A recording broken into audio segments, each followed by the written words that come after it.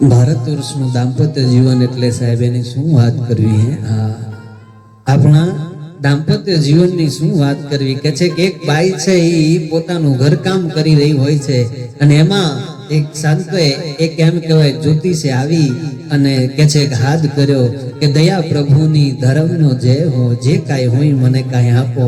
એટલે એ બાઈ કીધું કે મહારાજ હું તમને હમણાં આપું છું, મારી પાસે જે કઈ હશે એ તમને હું આપું છું.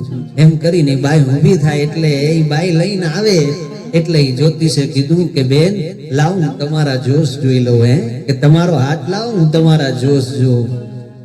એટલે એ બાઈએ કીધું કે ભાઈ મારે જોશ નથી જોવડાવવા, મહારાજ મારે જોશ નથી જોવડાવવા. કે પણ લાવો બેન હું તમારા જોશ જોઈ લઉં. કે પણ મહારાજ મારે જોશ નથી જોવડાવવા. કે પણ શું વાંધો છે? કે ના મહારાજ તમારે જોશ જોવા જ હોય ને તો હામો ઓલો માણસ બેઠો છે ને એના જોશ જોવો. એટલે મહારાજે એ માણસ સામે નજર કરી અને કીધું કે એ તો ચિત્રે હાલ લાગે છે, એ ગરીબાઈ આંટો લઈ ગયેલી લાગે છે, એના જોશ જોઈને હું કરું? એટલે કીધું કે મહારાજ જેને તમે ગરીબ કહો છો, ચિત્રે હાલ કહો છો ને એ મારો ભરથાર છે, એ મારો પતિ છે.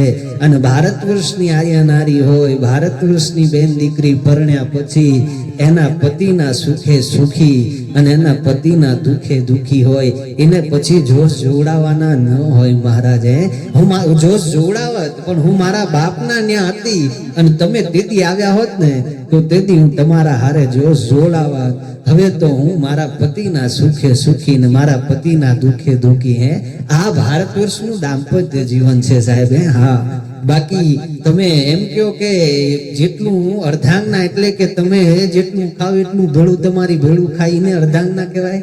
તો ના ભલામાના, અર્ધાંગના હાને કહેવાય. એવો એક પ્રસંગ સાહેબ જેને કહેવાય કે વીરપુરના પાદરની વાયલપા જલિયાન જોગી અને જેના ભેળી વીરબાઈ માં સાહેબ. હે હા, દેવનું દાંપત્ય જીવન એટલે જેને કહેવાય કે અખિલ બ્રહ્માંડનો નાથ 14 ભુવનનો અધિપતિ ઈ જલારામની પાસે આવી અને પરીક્ષા કરવા હાટું આવ્યો તો સાહેબ સાધુનો વેશ ધારણ કર્યો. અને એ આવી અને એને કીધું કે મહારાજ પધારો, અમારી સેવા લ્યો, અમને મોકો આપો તમારી સેવા કરવાનો. એટલે કીધું કે હું આવું તો ખરો પણ હું જે કહું એ મને આપે ને જલા તો હું આવું, બાકી હું એમ ન આવું. એટલે કીધું કે મહારાજ આપ જે કહેશો આ મારા આશ્રમની 4 દિવાલોની માલપા જે કઈ છે જે મારું છે એમાંથી તમે જે માગો એ મારો પ્રાણ માગો ને તોય હું તમને આપી દઈશ. તો કે એમ નહીં, પાણીની અંજળી લે અને મને વચન આપ તો હું આવું. અને કહે છે જલારામે તેથી પાણીની અંજળી લઈ અને વચન આપ્યું કે મહારાજ મારી પાસે જે છે એ માંગશો તમે તો હું તમને આપીશ. અને કહે છે કે સાધુડો જમવા હાથમાં બેઠો સાહેબ અને જમી રહ્યા પછી જલા બાપાએ કીધું કે માંગો મહારાજ શું જોઈતું તમારે? એટલે કીધું કે સાંભળ જલા, મારે ભક્તિ કરવી છે પણ જો આ મારો દેહ છે ને વૃદ્ધ થઈ ગયો છે, મારો દેહ મને સાથ નથી આપતો, એટલે આ દેહની આ કાયાની સેવા કરવા હાટું મને તારી પત્ની આપી દે. હે આ હા હા. તેથી જલારામ કાંઈ બોલ્યા નહીં, ખાલી એટલું કીધું કે મહારાજ હું આવું હમણાં. અને જઈને કારણ કે વીરબાઈ માને આપવાની વાત થઈ એટલે સાહેબ પોતાના હાથની વાત નથી, પૂછવું તો પડે ને. એટલે જઈ અને વીરબાઈ માં તો રોટલા ઘડે સાહેબ. હે અભ્યાગતો હાટું રોટલા ઘડે, માને કાંઈ ખબર નથી, જાણતાય નથી શું બીના બની છે એમ. હે અને પાસે જઈને કીધું કે સાંભળો છો કે શું છે? કે સાધુ કઈ માંગે છે? કે સાધુ કઈ માંગે છે? કે એમાં મને શું પૂછવાનું હોય ભગત, જે માંગે એ દઈ દો ને. કે પણ સાંભળો તો ખરા સાધુ શું માંગે છે? કે પણ એમાં મને ન પૂછવાનું હોય, જે માંગે એ દઈ દો. એટલે કીધું સાંભળો તો ખરા. કે હા બોલો શું માંગે છે? કે સાધુ સેવા હાટું થઈને તમને માંગે છે.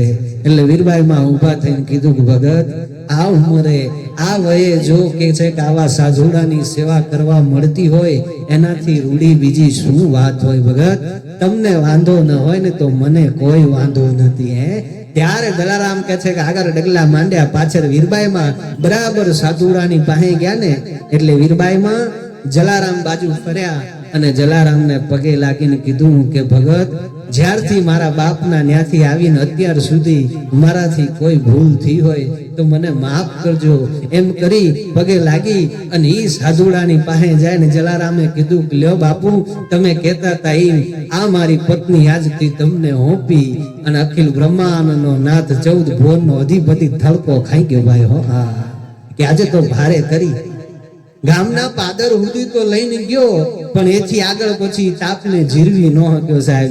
ઈ જોડી ઈ વીરબાઈ માને લાકડીને ન્યા મૂકી અને હજી હમણાં આવું એમ કરીને ગયો હજી સુધી નથી દેખાણો સાહેબ. ઈ જ તાણે સત્તાધારની માલપા એના મેળે મેળે કે છે કે ઘંટ વાગવા માંડ્યા, એના મેળે મેળે ઝાલરો વાગવા માંડી, માણસો બધા ટોળે થઈ ગયા. કા શું કહું તું અને ગીગો આપો એમ કેવાય કે તેથી આમ ઈ જલારામના વીરપુર બાજુ જોઈને ખડ ખડ ખડ દાંત કાઢે ભાઈ. હો કે પણ આપા આ થયું શું? તો કે જલારામે મોતીડું પરવી લીધું. ભલા માણે હે કે જલાએ મોતીડું પરોવી લીધું. હા સાહેબ, આ છે જલારામભાઈ અને આ ભારત વર્ષનું દાંપત્ય જીવન છે જેને કહેવાય હે. હા કે જુઓ હિંમત જલિયાનની શ્રદ્ધાય ચડ સાધુ પરે, ઈ બેદી રૂપિયા ભામિની માંગની બાવો કરે, અર્પણ કરી અર્ધાંગના વર્ષા સુમન આકાશમાં, હમ દેશની આયાર્ય રમની અમર છે ઇતિહાસમાં ભાઈ, અમર છે ઇતિહાસમાં. આને ભારત વર્ષનું દાંપત્ય જીવન કહેવાય ભલા માણસ.